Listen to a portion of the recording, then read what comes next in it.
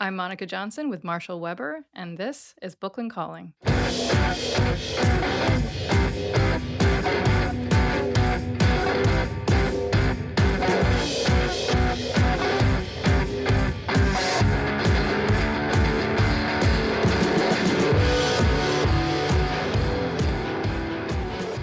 Welcome to our show. This is a place where we talk about artists, libraries, and social justice. And Marshall and myself are both artists who head up Brooklyn Inc., an arts nonprofit located in Brooklyn, New York, on the unceded land of the Munsee Lenape people. We created Brooklyn Calling to amplify voices in the artist book field and to explore art making as a tool for community engagement and social change. And it's been a minute, and we're so glad to be back on our rhythm. And today we have a really amazing guest. Her name is Gloribel Delgado Esquilín. Welcome, Gloribel. How are you doing? And what's the weather like there in Puerto Rico today? Oh my God, it's beautiful. It's sunny. Thank you for having me here. It's beautiful. Sunny day in Puerto Rico. Awesome. It's looking like that here in Brooklyn as well. So, Gloribel Delgado Esquilín, born in San Juan, Puerto Rico, where she worked for more than 20 years as a journalist. Her career took a surprising turn after finding some cloth bags on the city streets, which inspired her to create dolls with stories. From that chance encounter, she returned to her passion for sewing, which she knew from her teenage years when she took summer courses with the Puerto Rican seamstress Carlotta Alfaro. And in addition, Gloribel is the granddaughter and great great granddaughter of seamstresses. Now she creates unique textile books, which have been acquired in collections in the United States, including Bainbridge Island Museum of Art, Baylor University, Savannah College of Art and Design, SCAD, and Temple University, as well as University of Delaware. Gloribel's identity as an ecofeminist is the cornerstone of her work. In 2019, she furthered her commitment to environmental and social justice by training as an agroecological promoter at the Puerto Rican farm school El Hosco Bravo. There's so many great questions I'm already thinking of. And in 2018, Gloribel, in collaboration with university professor Rafael Acevedo, spearheaded the Project 4645 initiative. This project was a poignant tribute to the memory of thousands of victims in Puerto Rico following the devastating Hurricane Maria. Through a memorial comprising of 2,800 pairs of shoes, they provided psychological support and a platform for dialogue and expression of grief to the bereaved families. Currently living in Puerto Rico, Gloribel is completing graduate studies in narration. She is working on her first book of chronicles and creates textile books with an anti racist and decolonial vision of her days in Puerto Rico. Welcome, Gloribel. Welcome. Wow. And hi, Marshall. Are you out there? I am here. So, where shall we dive in? I think, I always like to just ask, like, we know how your weather is today. We kind of know what you're working on. I, I wondered if you could just talk a little bit about like how you met Brooklyn and you interfaced and how we started, how do we find each other and how do we start working together? Well, that's a beautiful story. That's a beautiful story. I'm a fan of Sean Levine, an artist in Spain. I used to took classes with him, and art. Sean Levine was connected with my Instagram, and Sean Levine is a fan of Belton's, and so it was a connection from literature, and then Instagram, and then Belden saw me, and then we connect with Brooklyn. So it was more about my love for stories that connect me with Sean Levine, and then Sean saw my art in my Instagram, and then it's a love story. Then everything was connected. I've been since 2017, since Hurricane Maria, that changed the whole thing about Puerto Rico, the whole picture of the island. Uh, I became more connected with my art and talking about what was going on in Puerto Rico, how the hurricane changed us. So I think 7 years ago, my art began to change when the Hurricane Marian, hit us, and my political vision became really clear of what is the connection and relationship with the United States. So my art is there talking about our connection with the States and the connection with my body and me as a Puerto Rican in the island. Because your work is so intensely intimate and personal, um, and it's complex in terms of its structure. So there's the whole relationship to textiles, but I think it's interesting because in terms of the mainstream book arts world in the United States, it's really rare to find something that is courageously autobiographical. Like your work is filled with personal experience, family relationships, really deep emotional connections. Even your political books are, they're not dispassionate. They're not, I mean, they're not really reportage. They're very emotional. So I wonder if you would speak to that issue. Well, it's an interesting question because me as a journalist, I've been working for the media here for many years, and when you work as as a reporter, you're supposed to be so unattached of where you're talking. I mean, the objective and being so in some kind of cold of talking about your topics. But I began to explore myself as an artist like 15 years ago. Like it wasn't enough for me to talk about the news in Puerto Rico, especially because of the things that are going on in Puerto Rico, the injustice, not. So I began to explore like literature and writing and art as a way of healing myself of what it was going on in Puerto Rico. It was at the first step, it was like I need to talk about what is going on in Puerto Rico about the land, especially what we're how we're losing our land or we're losing people. So I began to write to myself. So I began to write stories and drawing and doing, all the things that me as a Puerto Rican being here. And it was healing. It was healing. It was the perfect way to talk about what was going on. So when I decided to have my first exhibition, my first expo in 2022, um I decided to get naked. I decided to, if I will talk about something, I have to be naked and it have to be political. I have to really talk the things that really really hurt me, and to in the way of I'm talking about what is hurting. I also want to talk about what is my process of healing. Um, I was abused at 4 years old as a kid, and I have been working with that for many years. In therapy. So I was writing about that in my short stories, but I wasn't publishing that because it was too hard for me. But in 2022, I decided that I want to do this expo to talk about it because it have been so many years healing and receiving all this information on how to deal with my body and with all the things that I did. This first book that is called Nudos, Nuts, talking about how I heal myself sewing and writing.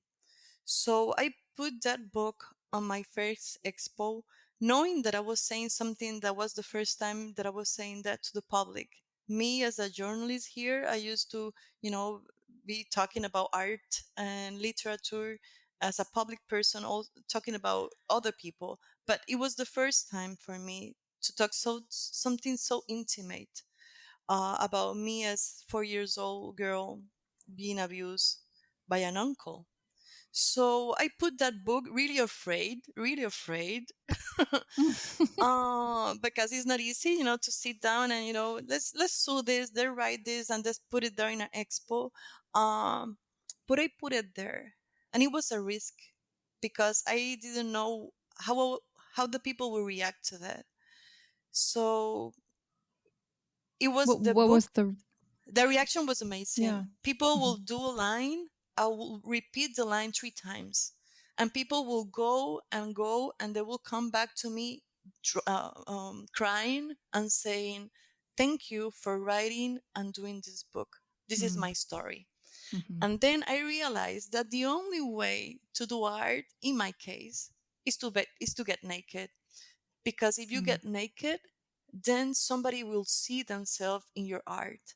So that was my first book. And just to clarify, the when you say get naked, do you mean just like get completely like vulnerable and in front of Vulnerable, yes, people with that's the no? word. That's the word. That's the word. No, it resonates the same way. I just wanted to make sure we were. Yeah, but Yeah. being vulnerable, talk about the things that you don't like to talk, go to the place where it's hurting, go there and talk about it. That's why my books are so emotional, because I go there to the places that is really hurting and I talk about it. And but I'm very careful when I talk about them, because I try to talk about it. If I have the, like a door, how to get out, get out from there. I mean, I do my therapy, I'm responsible, opening that door for the people also.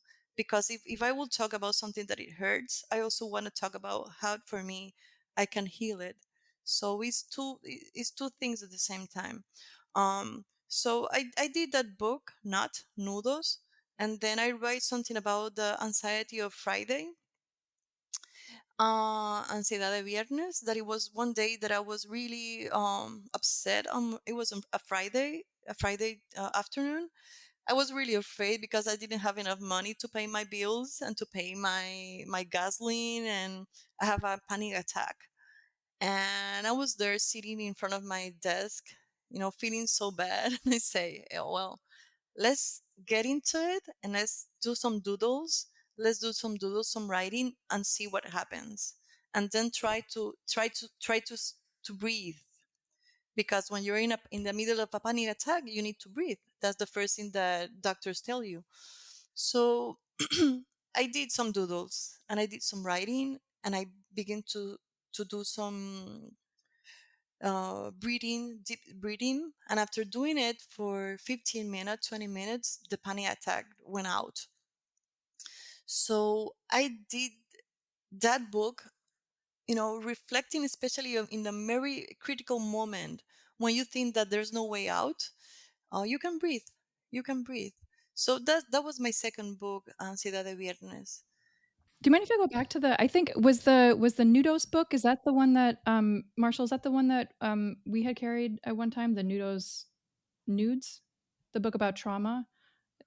Is I that the don't one remember. that was in I the? don't think so, though. We carried later books, didn't we, Gloribel? No, no, no. That's the first book you have. That Yeah, was the not first one. Yeah, it was called nudos. Nudos. Nudos. I was struck by this book because I think in the description of it it was either in the actual book or in the description there's a quote that you wrote that said, "I explore guilt as a knot for the spirit." Oh And that yes. brought Oh me to yes. tears. Oh yes. What a beautiful line. I wonder if you could talk about where that emerged from, because it really encapsulated a very strong feeling. Yeah, when I was doing my first expo, I was talking to another poet, and I was telling her I need to write, but I don't know how to write. What is inside? And she said, "You have a nut, Glory. You have a nut. Write about your nut." That's why I began writing about that nut. And when I began asking myself, what is the biggest nut I have? It was guilt. It was guilt here in my throat. And then I remember me as a Catholic some years ago. I don't practice. I'm not Catholic right now, but in my first years I was Catholic, and I remember that. I mean, I remember that say from my guilt that you repeat every time in your chest. Mm-hmm. So that was so big to have it in your chest. When I did the book, I use a fabric from my mother that she used to go to the Catholic as a kid. And women here, like in Spain, they use something in their head. Like in Spanish, it's called mantilla. And I had my mother's mantilla, and I cut it down and I put it in that book. So my guilt is saw with that mantilla, remembering those days in the Catholic Church. So why the textile books are so strong? I think because they are so real. I mean, you're connected to fabrics, and fabrics, you use it to put it on, but at the same time you can put some words on that fabric, and it is like it's more spiritual than writing in a book and publishing in a print, in an industry. I mean, it's you're using actual things that have been having life, and you put it on in a book. That's why it's so strong to have a textile book in that way. I also feel like when I'm holding a textile book that the act of me holding them is not diminishing their value. I feel like that's what the fabric is for, as opposed to like a clean piece of paper. Sometimes when I hold a book that's made with paper, and if the newer it is, I feel like I need to be gentle with it. But with a textile book, I feel like I'm contributing to its existence or something, that I'm like adding something to it. And also it's another way of reading, because when you read, letters, you read words, you can read images, but when you read a textile book, you're reading fabric, and you're reading the weight of the book, you're reading the texture. It's another way of reading, and it's interesting. I mean, it's like reading a body, it's like Hmm. touching a body. Yeah. And something really really beautiful is like, I love the people to touch my books. when i go, when I go to an expo, or when I went to Codex with Marshall and Bilden on February, it was beautiful to see the people touching your book, stopping in a page, and passing their hands on the textile. And it's another way of reading, and I love to do that. I love to see it and to do it. And people hugged your books. I remember seeing so many beautiful photos coming from Codex, and they were hugging your books, and those were some Yeah. of the most joyful photographs I saw. Yeah, that's something special about that book about Pray for Gaza. I did that book this year. I mean, from December of last year to January of this year. I was there, reading and seeing what was going on in Gaza, the really sad images that came by the social media. And we can go to the street, and you can do many things in the street and protest. That is important to do it, but me as an artist, I was interested of doing something else. So I did this book that is like patchworking, like a blanket, but at the same time it's a carpet, and it's at the same time, when I was finishing the book, and I saw it, that it was so big. It is like 3 feet long and 2 feet wide. I say I just need to hold it in my hands and hug it, like Palestine. I cannot go there right now, but I can hug Palestine from here. So the first time I did it, I feel so good. And it was like it's like it's so hurting so much what is going on in there, but at least I can hold in my hands, all this feeling, and to share with people also. Marshall, can you talk a little bit about what, in your observations, how you've seen people, or maybe like librarian clients, like how do they interact with Gloribel's books? What do you see happening? Well, the first time me and Gloribel met in person, Gloribel came down to the Tropic Bound book fair. And she had a book about her mother and her mother's death.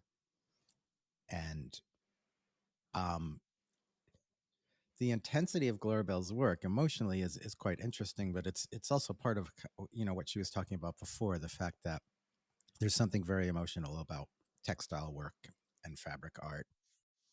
And it's also a little bit paralleled by the fact that there's something a little cold and dispassionate about book arts, in that a lot of book arts comes from printmaking, and there's something a little technical about printmaking, and just there's a little bit of an academic kind of grip on the book arts that I think sometimes makes it a little dispassionate as a medium, which is ironic since it's a very intimate medium.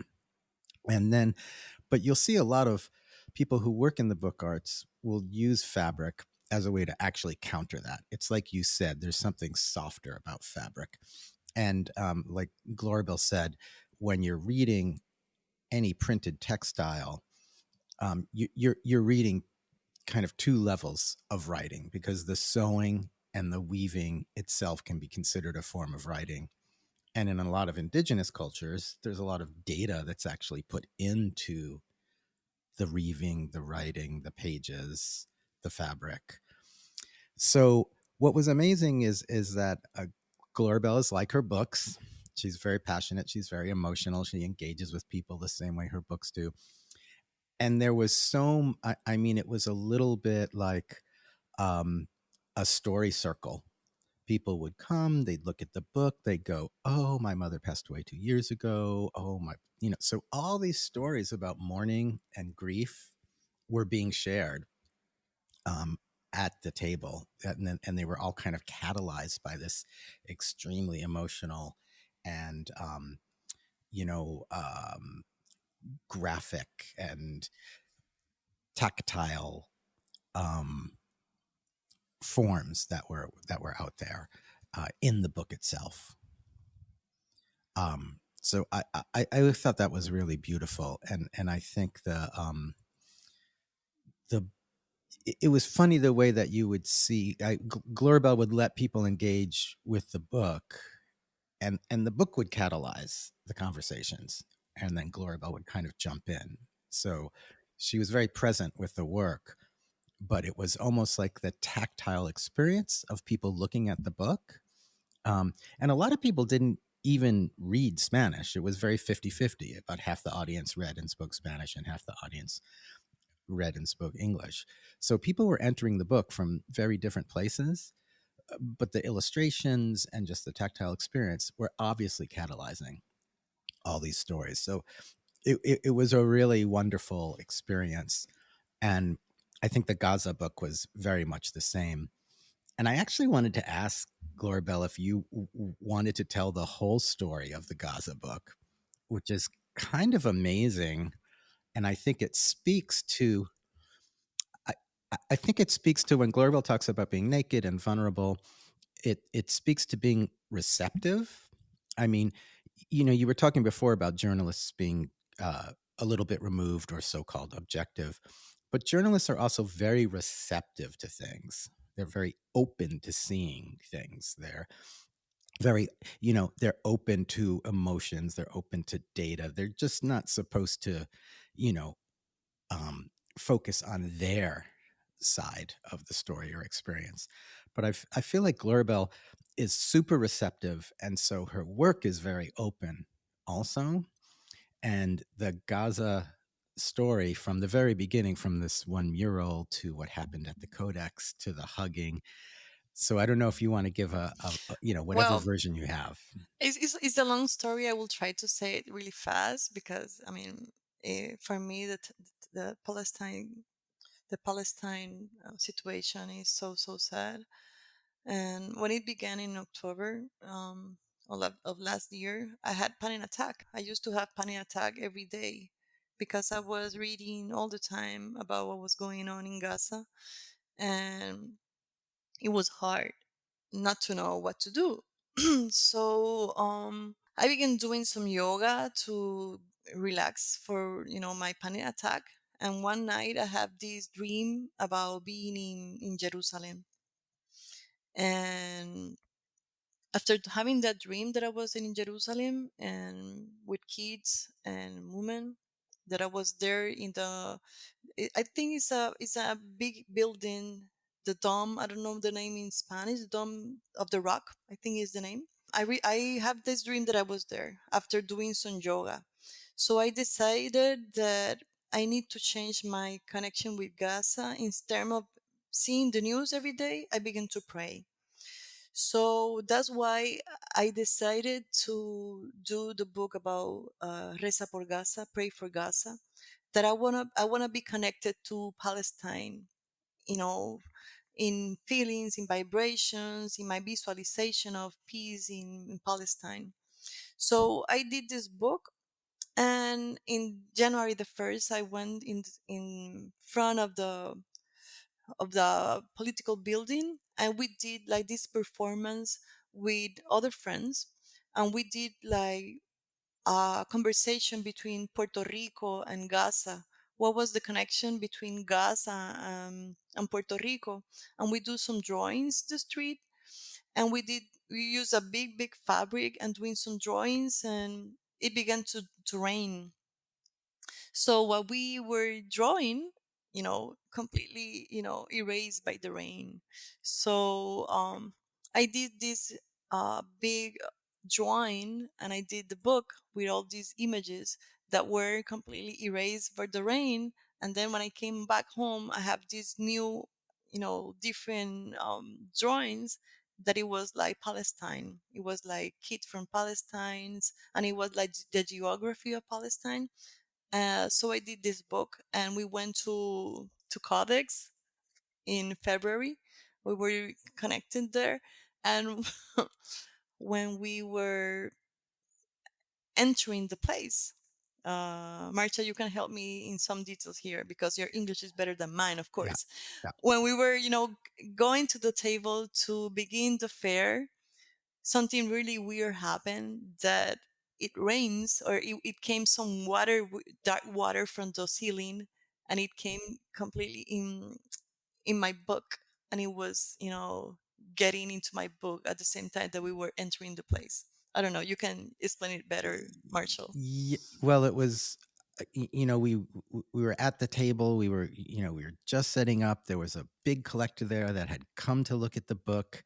Gloribel literally opens the book, and rain starts coming down. We're inside, right? It's the convention center in Oakland, and rain comes down from the ceiling When you onto the opened the book. book? Yeah, Yes, when yes, at the she same opened the time. book. Oh my Yes. goodness.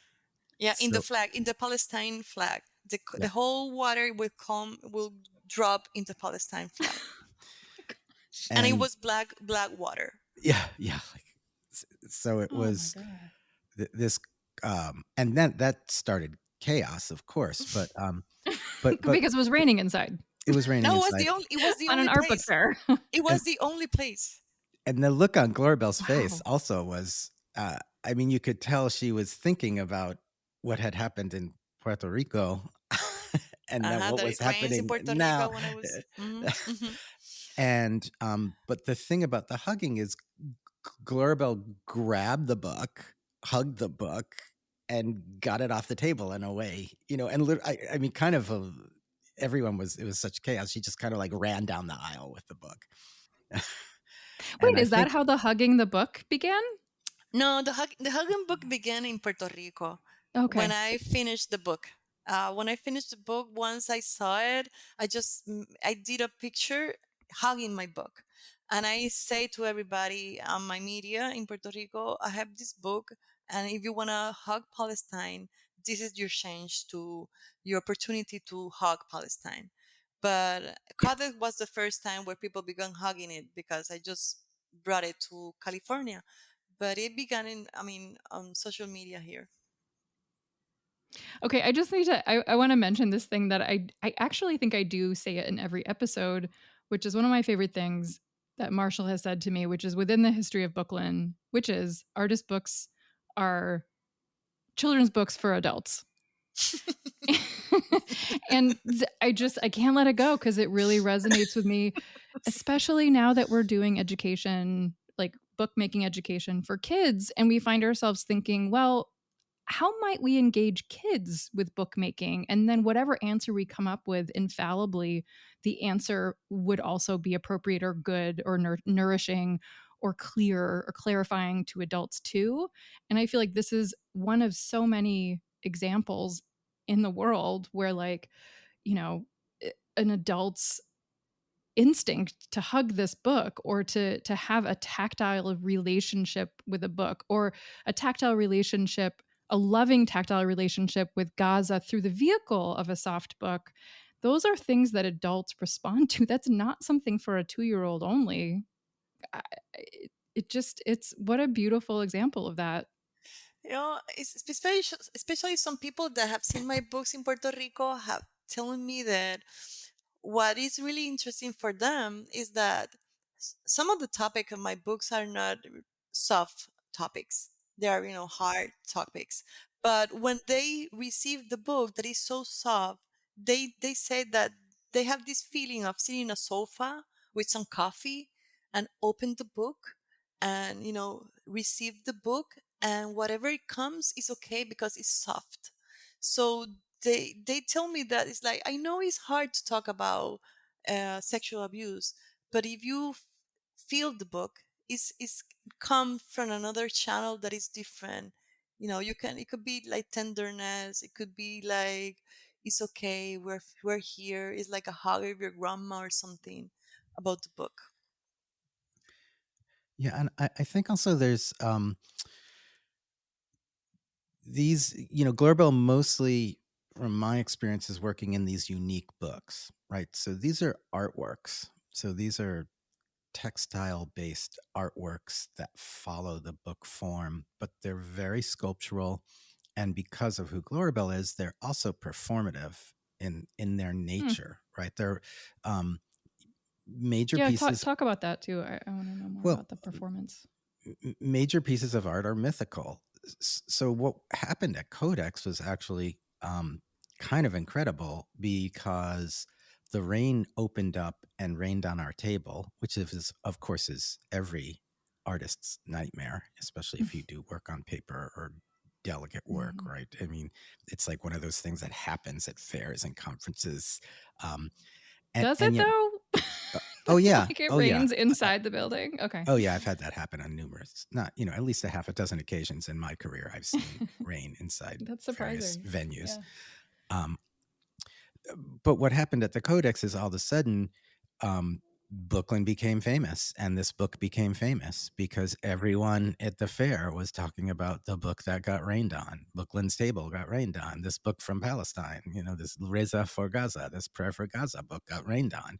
So the book became mythical. People came to our table and hugged the book. So there's this whole series of photos of all these, albeit progressive librarians and artists, and a lot of activist artists from the Bay Area also. So it was kind of like the book was building this mythos around it. And it was very positive because it was a prayer and it was a soft thing and it was a horrible situation where there was hope was projected on it. Right. Like Gloribel said, there was, I feel like while her work is courageous and often political or social in terms of the subject matter, there is also a hopefulness and a positivity, um, and a even an optimism about the work, which I think is also very specific to Gloribel's work. And there's also that I love to have art that invite you to talk. I just loved, of course, I love to live, I mean, to have a career on art, but I will love more than that to have conversation with people. And when you do books like this, people will come and they will tell you, they will react, they will talk. And I love those conversations that come from my books. I did a book that is called Forgive Me Belly, that we presented on Codex also. It was about my belly. It was like, one Sunday I came to work and I used some shorts too short, too small for my size. So at the end of the day, my belly was completely marked with the zipper and the little short. So I did some picture of myself naked, seeing the marks in my body. And I did a book about my conversation with my belly. It's a funny conversation, but it's also a very typical conversation women will have with their bodies. And some people will see that book and they will laugh. And at the end, some people will say, I don't have a problem with my stomach. I have a problem with my nose, or I have a problem with my teeth, or I have my problem with my ears. So I love those conversations that come from the book because it connect you with some other people, and where they're the things that they want to heal, or just a real, that's for me the most important thing. Talk about things that really hurting you, and just ask if the media is pressing you to go against yourself. So that kind of book for me are the best things, because after having that conversation, me as a professor, I would love to do workshops, for example, and put people to write about a letter for their nose, or write a letter about your ears or your connection with your skin, and then expand the book. That's what I really interest for is interesting for me. What I notice in your book too is that it's always seems like about the condition of stitching things together, in that the stitch marks are very visible. You're making decisions to not make those stitch marks the same color as the fabric underneath, for example, and so they become part of the aesthetic. Mm-hmm. Um, and so that kind of presupposes that the beforehand condition is that things were apart or broken or separated. And when I say it out loud, I think I'm just maybe stating the obvious, but it does feel like the way that you're talking about the subject matter of your work and how you've chosen to stitch together fabric. It's like you're in the act of that's healing, not singularly, but of the things that this is. It's like stitching things together that were broken or separated, and you're making a cohesion, which is another way of thinking about healing. Well, I think it's about freedom. um I try to do books that are free, or books that talk about freedom, especially, and then I go back to the political situation between Puerto Rico and the United States. We being a colony since 1998. No, it's before that, because Spain was here before United States. Us being a colony and not being free, we have been, it's difficult to say in English, but we have been not free for all many centuries. So me as a Puerto Rican, as an artist, I need to be free in my art. I need to, not to be perfect. I will hate to do that. I don't want to follow the rules. I want to be really, stitches all over the place, different colors, different fabrics, different forms. I want to take pictures. I want to have uh, childish noodles. I want to be use typewriter. So everything is okay, because we have been uh, hurt. We have been aguantar in español. We have been receiving so much beat, that is the time to to scream. It's the time to talk, and it's the time to really use your art as like a scream. It's a scream. It's difficult to say in English. Sorry for my English, Do you want to say it in but Spanish? Would that be easier? sí, en Or español. Es una forma de gritar, es una forma de gritar, es una forma de decir, es una forma de... Mi arte es una forma libre para poder sacar de todo el dolor, todo el dolor, all the grief that we have been passing in Puerto Rico. I need my art to be free. So it's my books are like islands. If my island can fly, my books can fly. I hope, si mi isla pudiera volar. Si mis libros son islas, my books are little islands, but they are free. Not even my books are in Spanish also, and I would love to have it in other language, like la Taínos, like pre-Taínos, the indigenous language that we have. I want to go back to the ancestors and talk, and put in my books, all that we need to talk. And especially because I do books by myself. It's not printed in a editorial that somebody can censor me. I have been working for newspaper for many years. I have been suffering censorship from editors. No, my books will be free. Of course, they will be free. This is my So, space. so Glorba, when you talk about countering oppression, and you use the word screaming, right, which is the evocation of the sorrow, and the resistance to it. But your book's also another way of translating it is calling. You are calling out the possibilities of things being different, And with that in mind, can you talk some more about if you feel or perceive um, indigenous Puerto Rican influences on your work? Because when I look at your work, I see reflections of other, what we'll call Turtle Island and other people might call American cultures, both Caribbean, Central American, Mexican, South American, even. Um, what do you see? Your books aren't only referring to, you know, the colonial traditions, they're referring to decolonial traditions and indigenous traditions and as part of their aesthetic freedom. Well, the colors of my books are is the Caribbean. I mean, the colors is an explosion.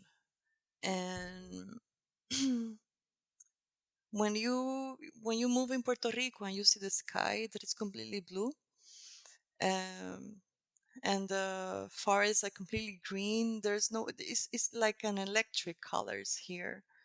Um, I used to live in Lima, in Peru, some years ago, and the sky in Lima is completely gray. And I never figured out how blue is the sky in Puerto Rico until I was living in Peru, in Lima. Yeah, it was like, oh my God, it's so sad to wake up every morning and see the sky gray. In Puerto Rico, it's blue every day, every day. So my fabrics are colorful. This is connected completely with nature in Puerto Rico.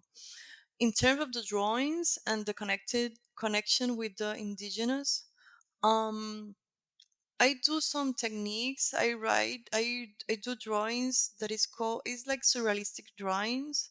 I do some meditation before doing my drawings.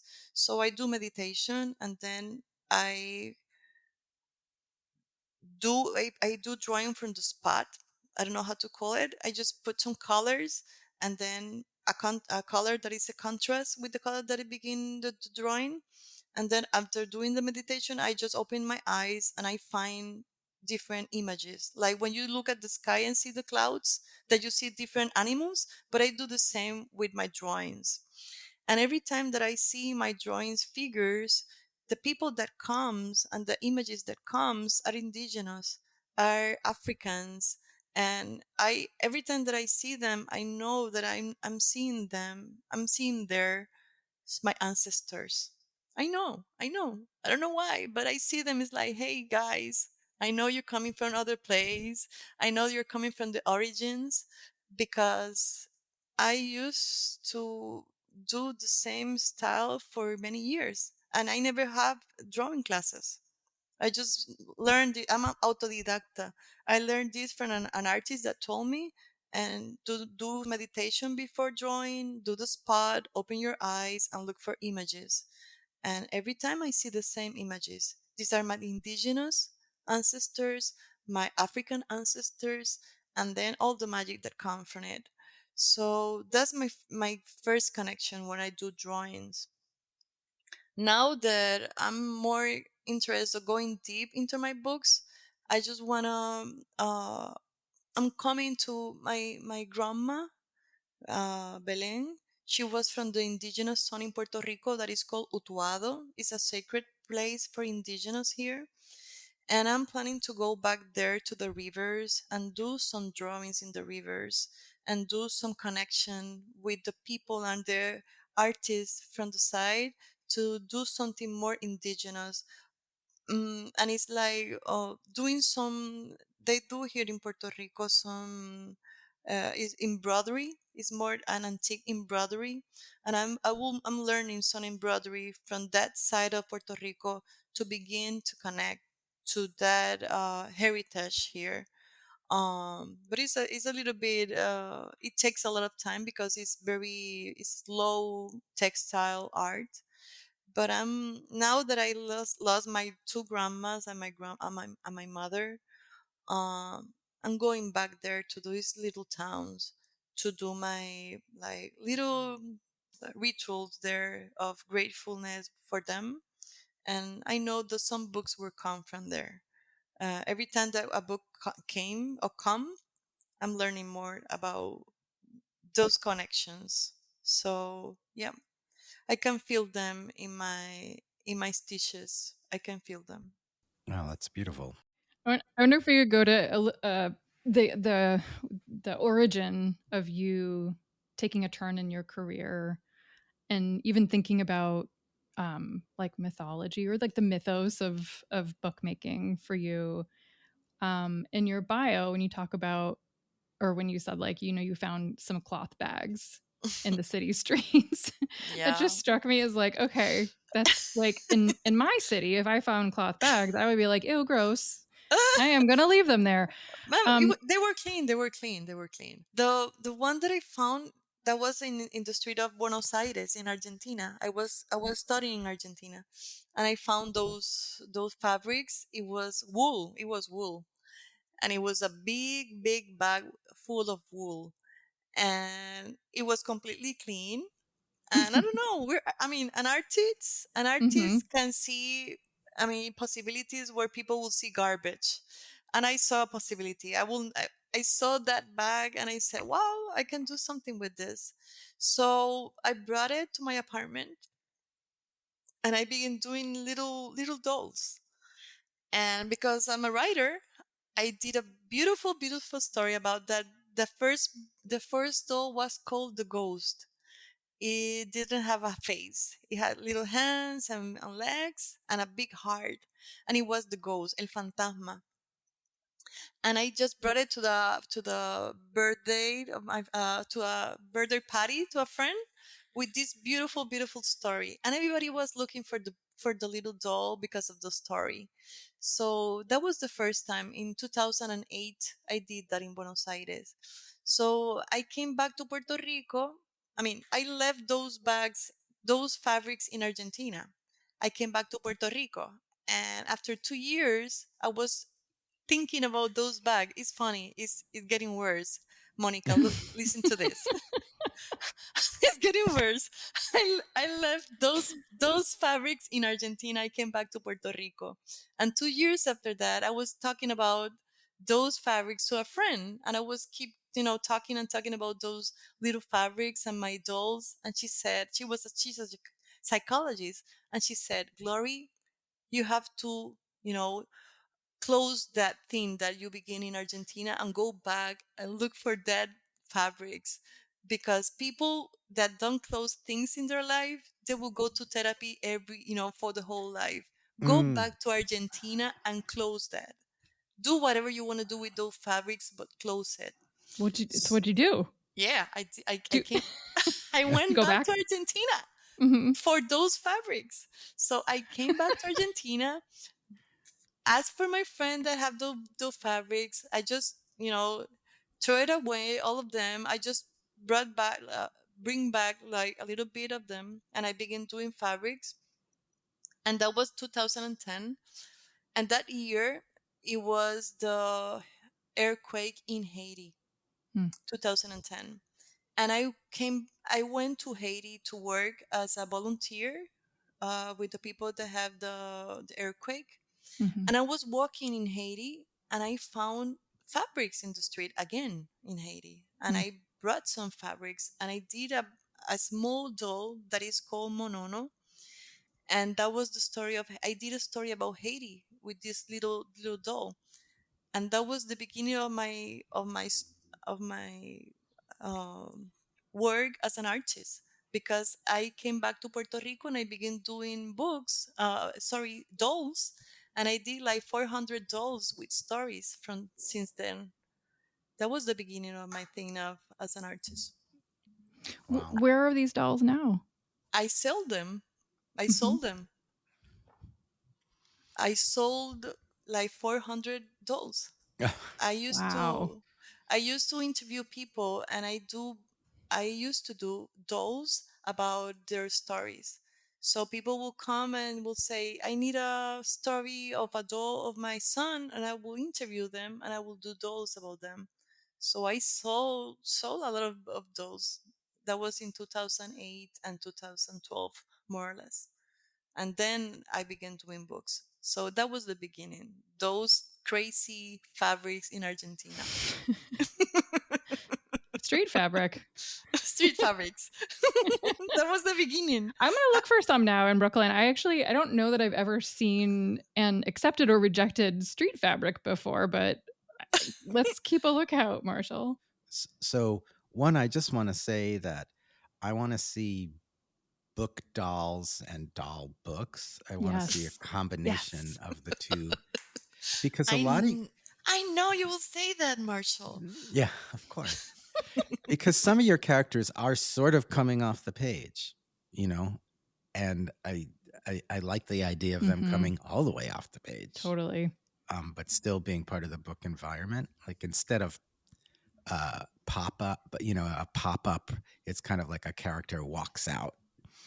But I So just kind of, cool. or and I have seen some artists have characters that like the book is like a house and the characters live in the house, but they can be removed. So I've seen, and then Meredith Stern did these little a series of book dolls, like dolls that had books inside their stomachs, for instance. Wow, wow. Like they carried their stories with them. Um, then there's the old Jewish myth of the golem, where there's a text that brings the clay to life. So there's kind of precedence for all this. But Gloribel, you've been mentioning kind of all these. I was in Buenos Aires, I was in Lima, I was in Miami, I was in San Francisco and Oakland, and I wanted to bring up the subject of your travel as it relates to the fact that you are really kind of the the permanent student. Like you're always taking workshops, you're studying with people across all kinds of disciplines and media. You do learning residencies, you're kind of constantly both teaching yourself things but also going to other artists and studying with them. So And can I can you add too? You're doing graduate studies in narration, which I'd love to hear about too. Ah, yes. yeah Go Yeah, so ahead, I'm doing Marshall. it. I love to study. Yeah, that's. Thank you for that, Marshall. Yeah. can you talk about that, because I think it's really Mm-hmm. important to both your journalism and your art making. Mm-hmm. Oh my God. How can I talk about it? Is I cannot be. I can. I love to study, and I love to travel. So I mean, that's my life. And I cannot see myself without going. Doing having workshop, giving workshops, traveling around. I think to travel is the first thing to learn. I mean, an artist that don't travel is I don't. It will be difficult for them to have a new perspective. So traveling and studying is something so common in my life that then you bring it up and it's like, yeah, of course I've been traveling a lot, and it's my way, it's my road. I study in the thing is that it's the thing that why I have been traveling. There's a lot another story. I mean, I fall in love and I moved to another country, and I've been in Argentina and Peru, and every time that I move around I say, of course I will move for love, but first of moving for love I need to study. So when I came to Peru, I decided that I want to study textiles in Peru. And I went to Argentina. I decided to and I want to study filming. So I've been moving, but I've been studying all the time. And this year, after my mother's death, one of the last things that my mother write to me in a book in my expo, she wrote me that follow my dreams, do that what I really really dream. And I've been dreaming for many years to publish my novels and to publish my chronicles and my books. So this year, when the year began, I decided that I want to do my master's degree in narrative. So I'm traveling and doing a lot of work, but I'm doing my master in narrative, and right now I'm doing my first book about chronicles in Puerto Rico, the colonial chronicles of how to be in Puerto Rico, in the middle of, all the difficulties of being a colony in the 21st century. So I'm doing a book about this, and yeah, I love to study. And I cannot be in one place, for many years or many times. I need to move. I mean, I'm kinetic and I love to move. No, I can't stop. Yeah, well, it's interesting because in the United States, especially, cloth books are, there's cloth books for children, for babies, for infants and Yeah. toddlers, See, I especially have because, seen them. Yeah. yeah, Hmm. because they can't be ripped. And so there's this kind of essential kind of icon of the cloth book for children. Um, and it's interesting to see, as a curator, it's interesting for me to see your work in the context of other artists who make books out of fabric. You have Candace Hicks, who hand embroiders these chronicles of the coincidences in her life. And you have Rima Day, who does these kind of anatomical illustrations. And you have Hala Khan, who does, again, very personal, mystical. She's even, her last series of books is crocheted books. And, those are all people who would identify as women, I think. And kind of maybe there's a gendered issue there. But then you also have Vikram Handa and Aaron Sinift, who've done these projects making cloth books from organic cloth in India. And it's a very special kind of circle of people who are who are working in that kind of media. And as with all the stuff that I love as a curator, I'm always wondering, why don't more people do it? And I see your work as being very special in that sense, that your work is super playful, it's large scale, it's huggable. um, it's it's obvious that it's obvious that you were a doll maker, because when you see the figuration of your books and how lively the characters in your books are, it's like the book itself is one of the characters. So I wonder if you've thought about your place in this larger kind of genre of textile books and other folks who are working like that, and whose work maybe had influenced you, or what from your other observations led you to that form. Well, for me, my mentors are the Latin American artists from Chile, especially las arpilleras. I don't know how to say arpilleras in English. Those are the women that from the 70s and 80s did some textile art, anti-dictatorial, anti-dictadura. They were doing some stories in fabrics and talking about what was going on with Pinochet in Chile, and they were sewing, the hard times in Chile. Those are, my mentors. I began doing books before the pandemia, but on the pandemia I took classes with some artists in Chile, and my respect for them. They are so connected, their social stories with their fabrics. Those are, storytellers with fabrics. Those women are, they have been doing this for many, many years. And I have professor from Chile and I have professor from Colombia. The fabric books in Latin America are so strong because women are connected, especially when you think about Peru and what happened in the Inca empire. That the stories, the mathematicians, do did fabric books about numbers, and all of them disappear when with the European colony. colonization. But all these indigenous communities did fabric books.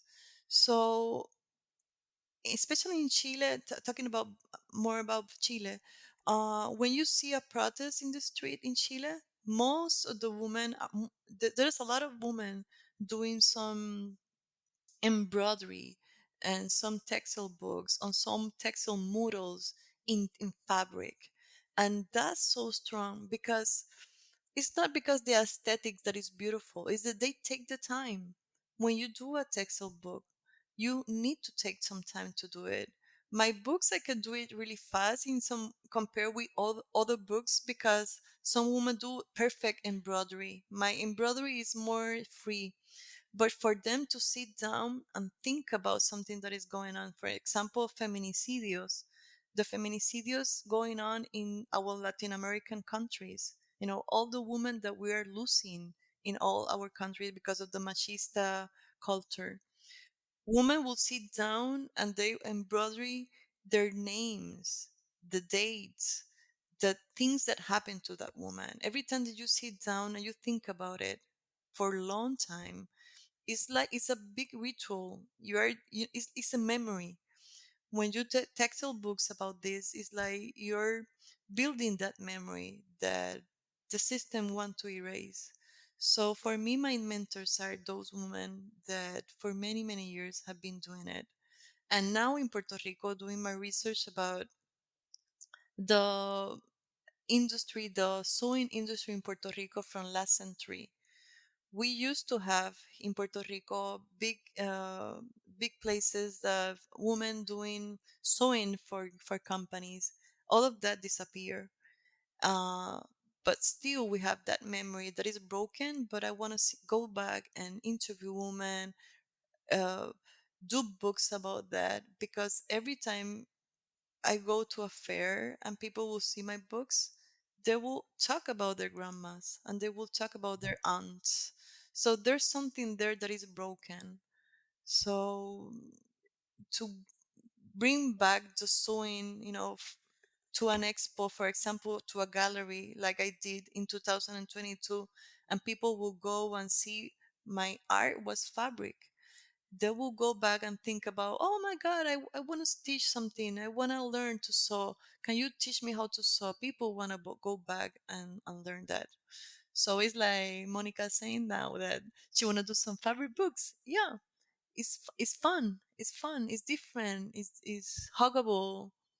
And sometimes I think they can do some books that you can wear, some shirts or something. I mean, it's the possibilities are endless. It's like opening a door and have fun to see what coming with this, you know, connecting the dots, connecting the memory, connecting the media is playful. It's good. I'm just looking at a wonderful quote by Violeta Parra, who's she's talking about arpilleras, and she Arpillera. says arpilleras are like songs that one paints. There's a there's a new interest in the arpilleras globally. There's a lot of people talking about arpilleras right now. In Puerto Rico, last week we have a meeting of new artists that want to talk about arpilleras because of what is going on in the social topics in the whole world. I think to go back to arpilleras to see what they did is a new form to do protest and to do art. Hmm. Hmm. So, guys, I think we're coming up on the end of our time together. So here's where we have to ask the hard question: is there anything we want to close with? Is there anything we want to say that we've been holding on to this whole time? Wow, sorry for my English because I have been, trying to do my best to translate in English all these emotions. So It's actually I am getting everything that you're saying. So thank you for doing the translation. in Spanish, I'm more fluent. I don't know, Marshall, do you have anything that you want to ask me? Um, no, I think you answered the questions I really want. I mean, I could go on. There's lots more to talk about, I but know, I and I'm thought always here to stop Marshall. yeah, but I I guess, the classic question is what next and when are we going to see you again? And, Mm-hmm. I know you have some projects going, but, what next for the American audience here in Los Estados Unidos? Los Estados Unidos. Well, I want to go to New York in August. I think you have something in August about like a meeting of librarians in New York, in Brooklyn. Uh, the California Rare Book School and an activist assembly may be happening here. Mm-hmm. We're just Mm-hmm. waiting for them to confirm. It just depends. If Mm-hmm. they get 8 students, it happens. Mm-hmm. And if they don't get 8 students, it doesn't happen. So I'm still waiting for them to confirm. I would like to bring some I would love to do another version of Forgive Me Belly.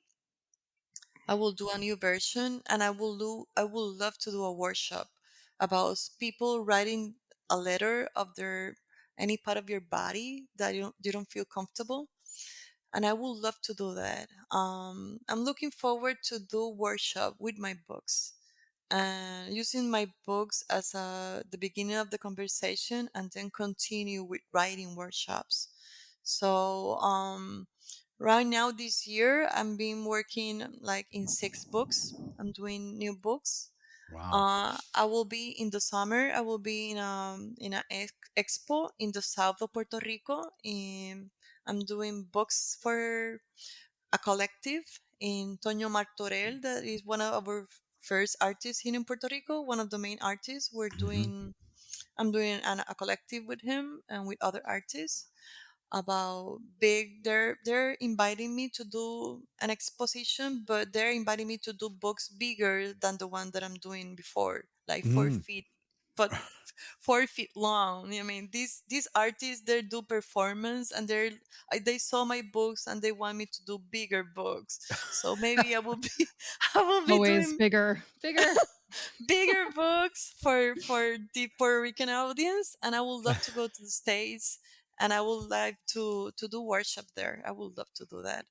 But I'm working in some other personal books, but also I want to talk about a political book about the story of the Puerto Rican shores.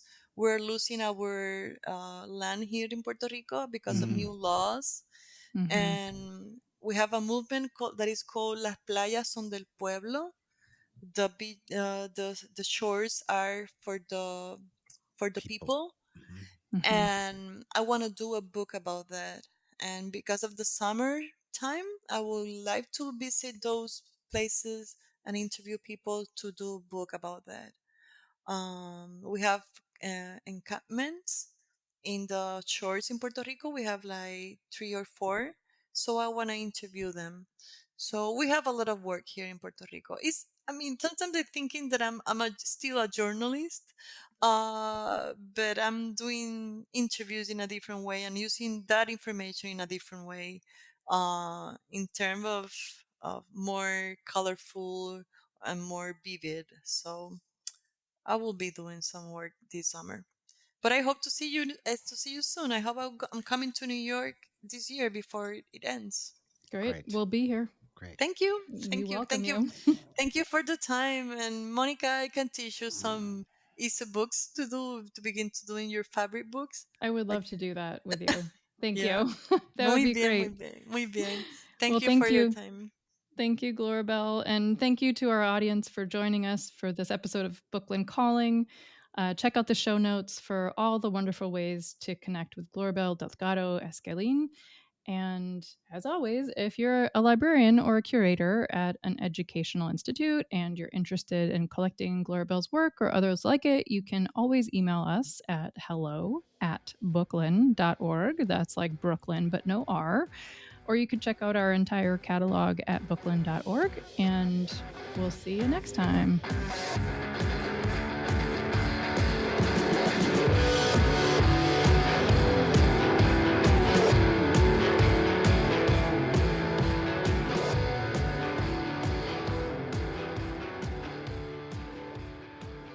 This podcast was made possible in part by funds from the New York City Department of Cultural Affairs and in partnership with the City Council. and from individual donors to Booklyn Inc. You can support this podcast by making a donation at booklyn.org/donate.